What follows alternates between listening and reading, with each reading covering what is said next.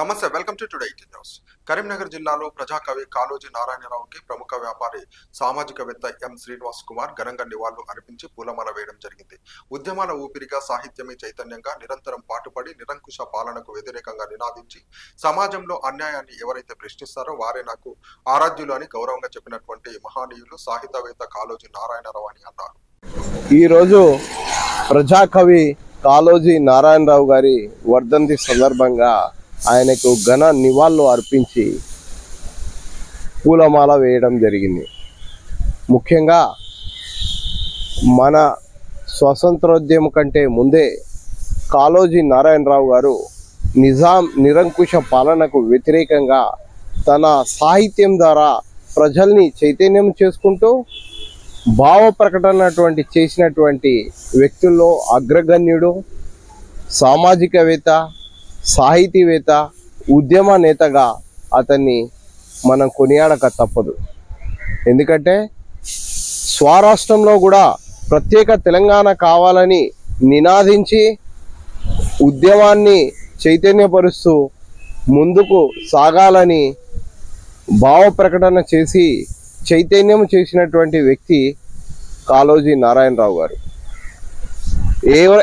సమాజంలో జరుగుతున్న అన్యాయాన్ని ఎవరైతే ఎదిరించి ప్రశ్నిస్తారో వారే నాకు ఆరాధ్యులు అని చెప్పేసి అన్యాయంపై పోరాటం చేసే వారిని వెన్నంటే ఉండి తన సాహిత్యం ద్వారా తన చైతన్యం ద్వారా ప్రజలకి పోరాట యోధులకు అండదండగా ఉన్నటువంటి వ్యక్తి కాళోజీ నారాయణరావు.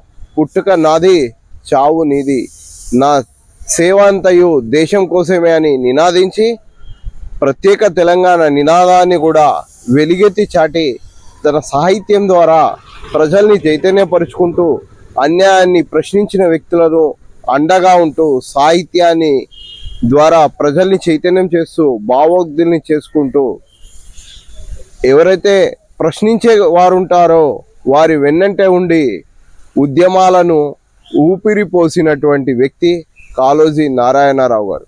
ఆయన వర్ధంతి సందర్భంగా ఆయన ఘన నివాళులు అర్పించుకుంటూ ఆయన స్మరించుకుంటూ ఆయన చేసిన సేవలు, సాహిత్య సేవలు, ప్రజా చైతన్యాన్ని మనము ఆయన చరిత్రను తలుచుకుంటూ నేటి నాయకులు, రాజకీయ నాయకులు, ప్రజా సేవకులు, సామాజిక సేవకులు ఆయనను స్ఫూర్తిగా తీసుకొని ముందుకు సాగాలని, యువత ఆయన చరిత్ర ద్వారా ముందుకు సాగాలని చెప్పి మీ ద్వారా ఈ సమాజానికి నేను పిలుపునిస్తున్నాను.